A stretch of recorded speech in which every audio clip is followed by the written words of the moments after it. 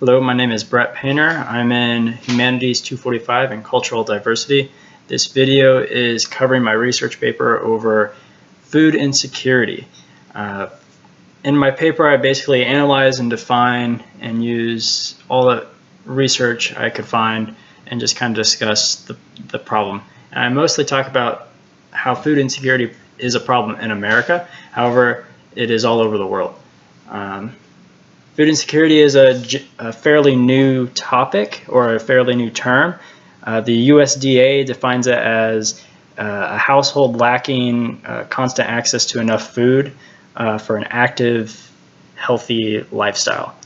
And they're really referring to households. It's actually a larger issue than I thought it was until I started researching. 87.7% of households in America are food secure, which means they're fine. However, there's 12.3% that is considered insecure, and that is a high percentage. That ends up being about 41.2 million insecure households in America. And food insecurity is not just a problem in America; it's a problem all over the world.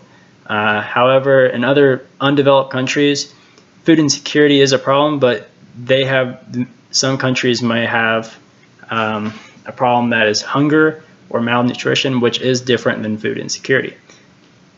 I guess to define food insecurity, I kind of made up this diagram.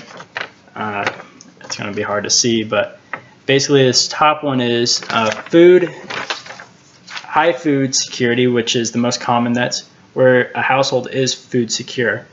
There's 4 levels. That's the first level. The second level is marginal food security. They're still under that, I guess, classification is they are still food secure. However, there are days or meals that people may skip due to not having enough food.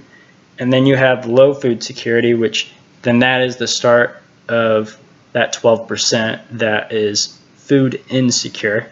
And then you have a very low food security, which ends up being, I think, like 4.9% in America of households that have problems like food insecurity and hunger. I guess to go on, here's a pie chart that I made kind of explaining, and I'm sorry that it is inverted. That's just my camera being dumb. And then there's a little chart here, and I'll explain these. So the pie chart just explains the percentages. There's 7.4% of households that are low food security, and then there is 4.9% that is very low. And then this the other chart on the bottom there was kind of a line graph showing how the percentages have changed over the past couple of years, and it kind of goes with economics. In 2007, it jumps quite a bit, and there was a small, I guess, economic crash in America, something about housing, and that is kind of the cause of that spike. Now, poverty is closely related. It seems like there's food insecurity is more common in a poverty area. However, it's not. There are exceptions. There's possibilities that someone might have a high-paying job and still, due to like medical bills or just a lot of family members, they might still be under that food insecurity level. I guess to go on, food insecurity shouldn't be confused with hunger or malnutrition. I like to think of it as food insecurity is the first step, and then hunger is the next, and then malnutrition is that third step, which that's a lot more serious.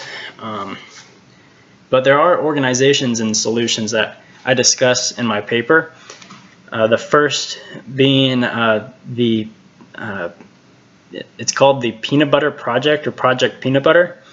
And this is an organization that was made in like 2004, where they made a peanut butter formula to send in like small packages to countries in Africa or wherever to help feed children and their families in their time of need. And they're mostly funded through donations. And I just kind of explain the packets are called RUTFs, which are ready to use therapeutic foods.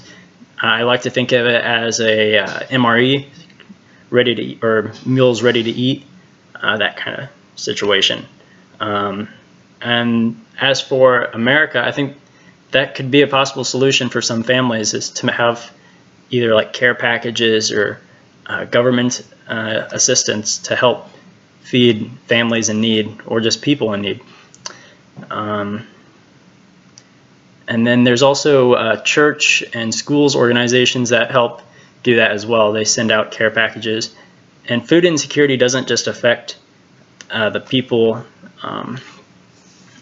that are hungry, but it just affects the entire community, and it's all over the world.